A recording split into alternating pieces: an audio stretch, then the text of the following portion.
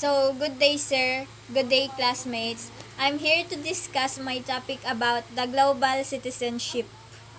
Global citizenship are shared values and shared responsibilities, diversity, interdependence, empathy, and perspective. They are the essential values of a global citizenship.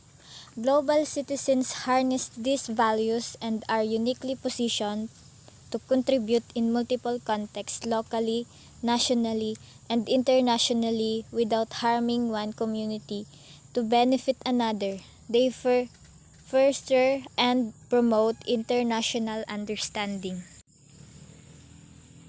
Now, let us defining global citizenship. So, what is citizenship is? It is associated with rights and obligation. For example, the right to vote and the obligation to pay taxes. Both right and obligation link the individual to state. It has something to do with the behavior or attitude we need to be willing to engage and to give our effort to the community because we're part of it. Community is regarded as a local, but the question is how can the idea of citizenship is be linked or transferred to a global level?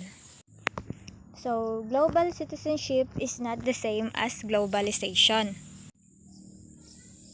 Because globalization is the process by which organization has developed international influence or operated on an international scale. This is driven by economic, business, and many more. Which means it is about the flow of products, capital, people, and also information. But global citizenship is driven by identity and values. Global citizens build, bridge, and safeguard humanity.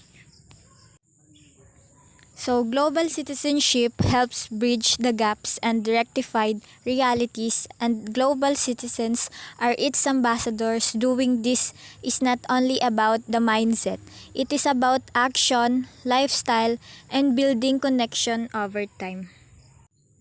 Global citizenship can be broken down into four parts. The first one is the civic responsibilities. Civic responsibilities are the action that people do to their communities be successful. If you've ever helped your neighbor, volunteered to clean up a park, donated food to the homeless, or read books to the younger kids, then you've done your civic responsibility. When you get older, you can also vote and run for office in government. Global citizens understand their civic responsibilities. They care about their communities become better places to live and work towards making them this way. If people in local communities all over the world are well taken care of, supported, and successful, then the global community is successful. Additionally, global citizenship should have understanding on the cultural, social, political differences and even the economic perspective. As a global citizen, we should be a problem solver and should build common ground solution.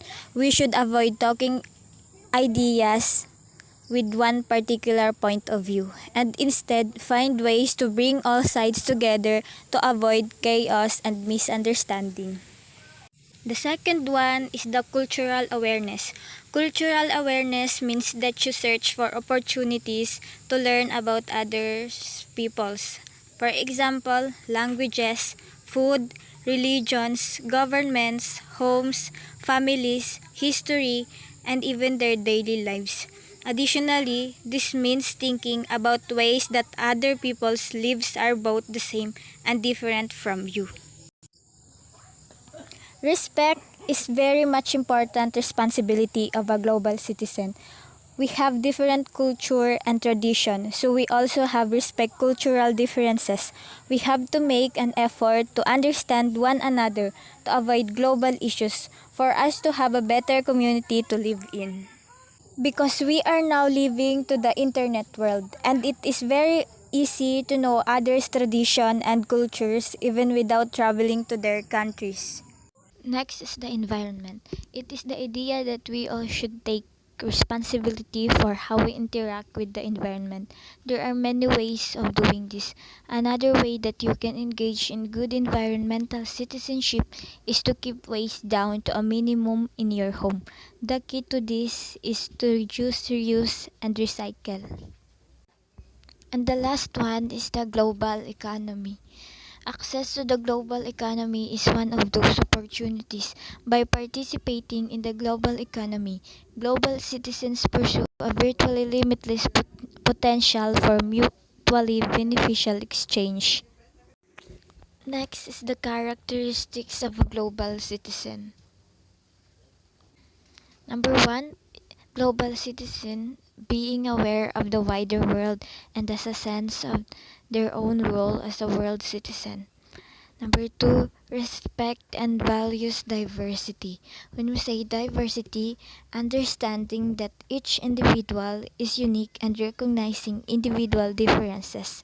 Number three, has an understanding of how the world works.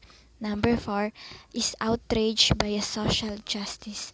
When we say outrage, powerful feeling of anger aroused by someone. You will not allow anyone to do something unlawful to you or to the community. Next, participates to the community at a range of level, from local to the global. Next is willing to act to make the world more equitable and sustainable place. And last, takes responsibilities for their actions. The next one is the ethical obligation of global citizenship.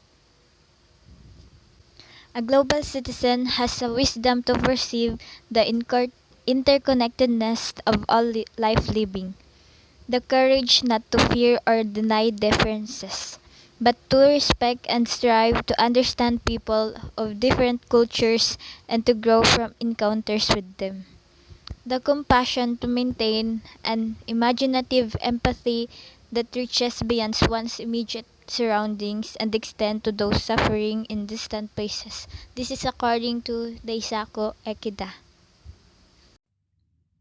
And to conclude this report, to become a true global citizen, one must abandon all notions of otherness and instead embrace togetherness. This is according to Zusi Kazem.